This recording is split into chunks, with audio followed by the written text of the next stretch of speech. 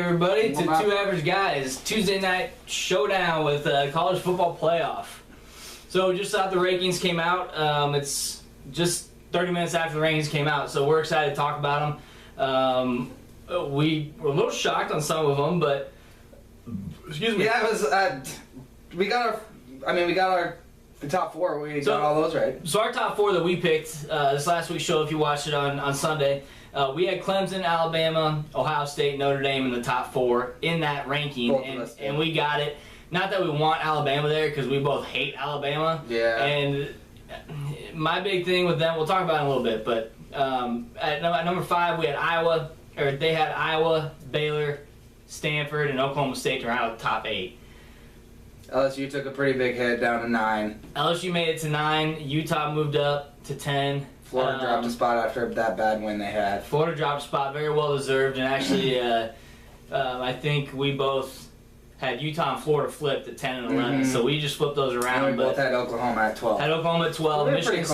Michigan State drops 13, Michigan's 14, and TCU dropped all the way to 15. So not really surprised there because they got their butts kicked really decisively by Oklahoma State, who moved from 14, right? 14 all the way to 8. So they moved up. We thought they had a chance to move up farther, but really with the Big 12, they haven't played the competition yet. They haven't all played each other yet. But it's coming in the next 4 weeks. So their competition, their time's coming. Oklahoma's competition and their time is coming.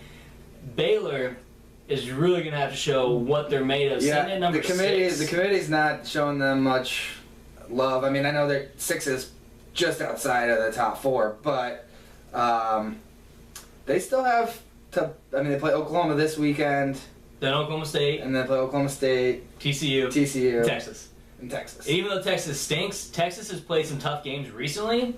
That makes me think that maybe they're trying to turn around the end of the season. I'm not sure what their record is, but going into that game against Baylor, that could be whether or not they go to a bowl game or not. So could be. That could be, and if they don't have a possibility of going to a bowl game, that could be like their bowl game. Yeah. So let's start with number 1, Clemson. No surprise.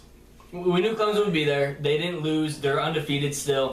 I totally agree. I heard some talk that maybe Alabama would jump up to number 1, and I would have been furious. And there's still a few experts and commentators who have Ohio State at number 1, but that's because they're defending national champs. They're still undefeated. Makes sense. I still think Clemson's the best team right now. Not that Bama's far behind them, but I knew Bama wasn't going to jump up to number 1. I thought it'd be... I didn't think so either. Not only unrealistic, but it would be unfair to college football if that happens. Yeah.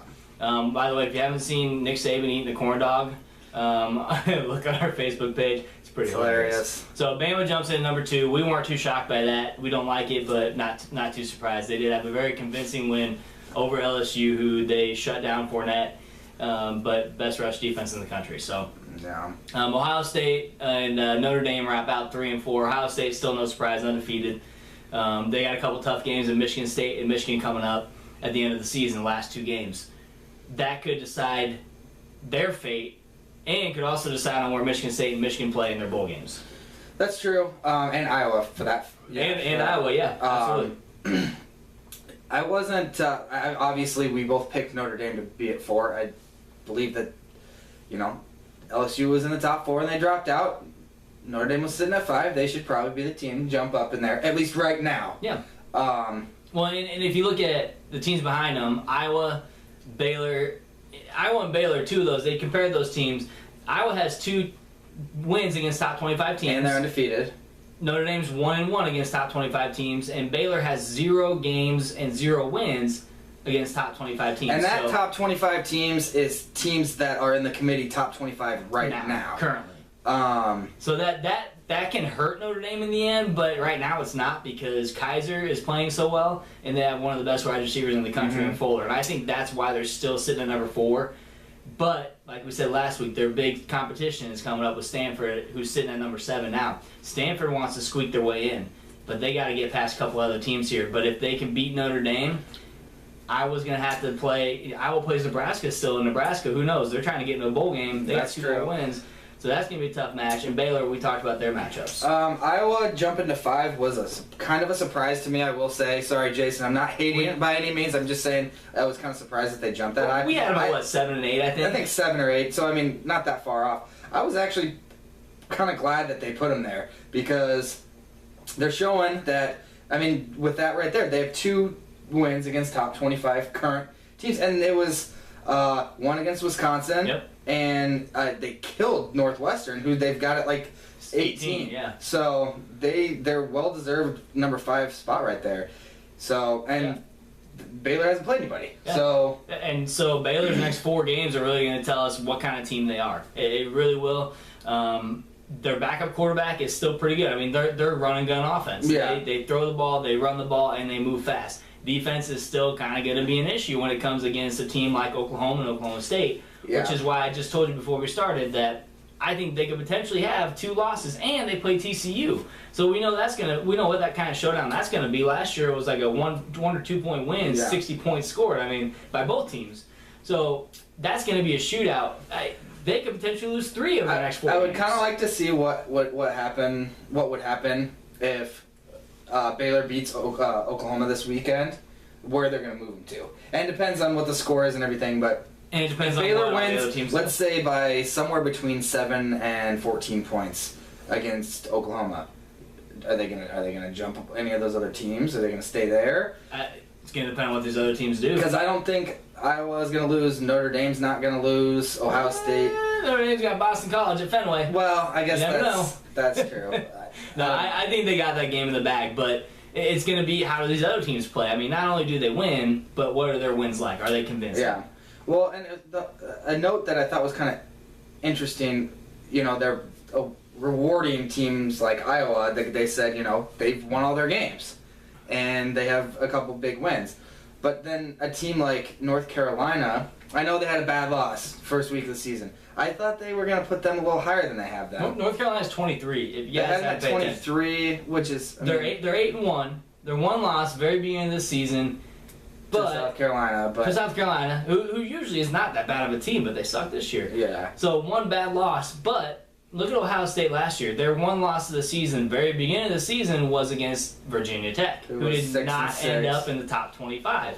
So, when you're talking about that kind of body of work for Ohio State, they dominated their last 5-6 games. Mm-hmm. They went through struggles with injuries and quarterbacks and all that good stuff. Yeah, we all know the story, but. How are you punishing a North Carolina team? For one, they weren't even in the top 25 last week. So all they did was jump to number 23, and you got some teams with 2 losses ahead of them. To me, that's not doing any service to North Carolina. I think they're getting kind of screwed. I think it could work in their favor or not. I don't think they have really tough opponents for the next couple weeks. And then they should be in the ACC Championship where they'll play number 1 Clemson. So, I mean, they've got a shot. I mean, they have an opportunity, I think, to make some moves. Yeah, but I think even if they win against Clemson, I don't see them making the playoff. They could. The ACC could get left out of the playoff. They're way too far back at 23 with only 4 weeks left in the season to make a move, if you ask me. I don't think it's going to happen with all the other teams ahead of them that are still there with 2 losses. It's unfortunate for them. I think they should be ranked higher. Now, I don't necessarily think they should be in the top 15, but I think 23 is pretty steep. So I look at Stanford at 7. Along with those Big 12 teams having as many tough games left as they do, I see Stanford having maybe even probably about the same. I mean, they still have to play Notre Dame. I think they still have to play USC. Play Utah still? They play Oregon this weekend. I know, which is not.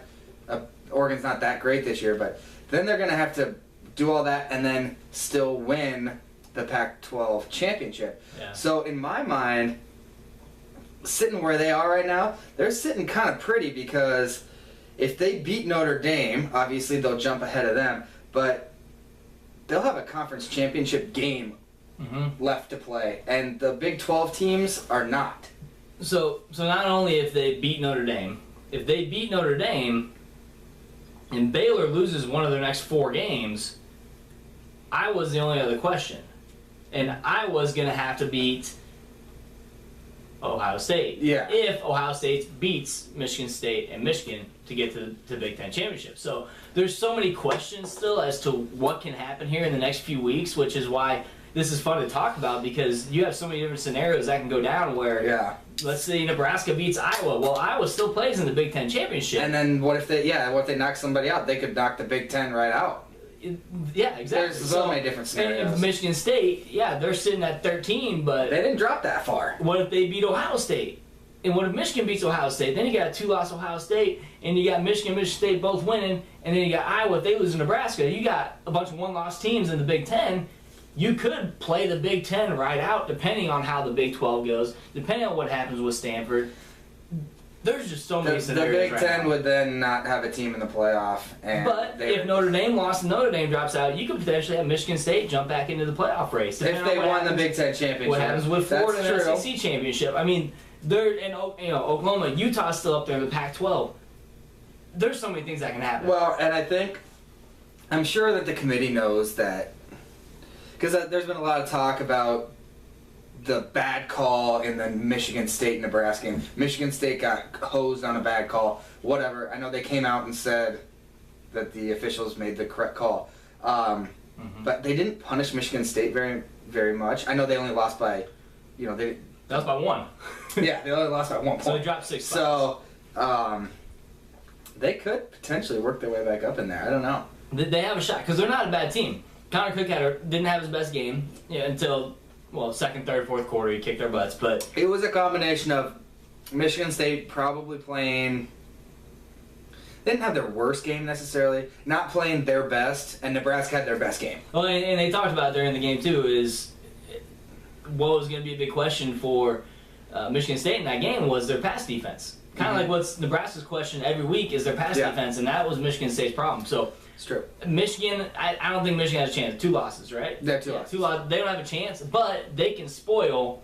Ohio State's chance of getting there, depending on what happens with Michigan State. It's kind of funny. Like I feel like maybe not so much in the ACC, but in the SEC, the Big Ten, the Big 12, and the Pac-12. There's so many different scenarios of things that could potentially bump their team, a conference like a Big Ten team out of the playoff, or the Pac-12 could bump a team out of the playoff. SEC could bump a team out of the playoff. Big 12 could all beat each other up and no one make the playoff. I don't know. There could be potentially a 2-loss team. Yeah, I mean, and you got they talked about it on the show with Navy. Navy could possibly be a spoiler now. Navy's at number 20. I don't see it happening. Their 1 loss was to Notre Dame. I have to take a look at the rest of their schedule and see who else they've played this year. I don't have any idea. Navy's schedule is never that hard. They have Army this weekend. That's always that big game this weekend after Veterans Day. I don't see them hopping up that far unless all those probables and possibilities and all those teams bumping each other around. Navy could make it, but that's a long shot. Navy beat Memphis by 26 points. Memphis beat Ole Miss handily. Ole Miss beat Alabama. Yep. I mean, there could be... And Ole Miss has 3 losses. Yeah, get them out. So they moved Mississippi State up a couple spots. Now that's going to make Alabama's game against them look a little better. That's why Mississippi State needs to beat them. They just need to beat them, yeah. And that's another thing with North Carolina being 23. They talk about that 1 bad loss. Well, Ole Miss has 3 losses now. They have 3 losses, but that doesn't look bad for Alabama. Yeah. Because they're Alabama. But Nick Saban likes corn dogs, so that's really good stuff. If you haven't seen, and we might have to post it, post-game interview with Brett Bielema after Arkansas beat Ole Miss in overtime. It's classic. We'll post it. We'll get it on there. You gotta watch it. There's a lot of reaction from the last couple things I posted on our page, so keep it up. We appreciate the reaction and we appreciate the attention, and keep sharing, keep enjoying. We'll keep posting stuff on there. I'll post that video. It's pretty funny. It's just it's a little hard to hear, so you might have to watch it a couple times, but just don't watch in school, kids. I don't really have much else for this week. I mean, there's a lot that can happen. There's still a lot that's unknown.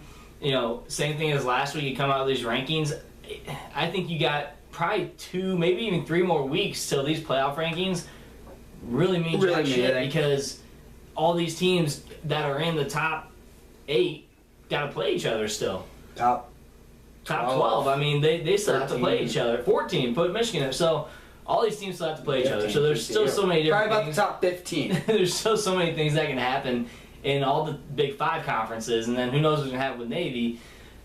There's so many things you can throw in the mixture, so many probabilities. But right now, I think I don't have a problem with the standings. I knew Bama was going to be at 2, although I don't like it. I knew they were going to be there. I don't have an issue with anything else in these. They did have Houston at 24. They did not move. They only won by 3 points against Cincinnati. Excuse me. They are undefeated. Yep. But they're the last undefeated team in the, was it the CAA? Yeah. Something like that. AAC. AAC, yeah. Not the CAA. So they're not getting much love. I don't see them. Even if they win out and win their championship, I don't see them. They'll get to go to the New Year's Six Bowl as the top team in that deal or whatever. So. Well. Yeah, I think we'll just watch some games this weekend, and there's not a whole lot, but Baylor and Oklahoma. That game is going to be really good. And Alabama, Mississippi State. We called an upset. Mississippi State winning that. I hope so. Really hope it happens, because then that knocks the SEC out of any chance of being in the playoff. That would be sweet. The next closest SEC team is LSU at 9, which they might still have a shot, but that'd be it. They would have They could have a shot. Yeah. But nothing else? Nah. All right, guys. Once again, thanks for watching. We're 2 average guys, and that's just our opinion, and we hope you enjoyed. If you don't like it, too damn bad. See you next week. See you next week, guys. Actually, we'll see you on Sunday, so look out for us on Sunday. Thank you.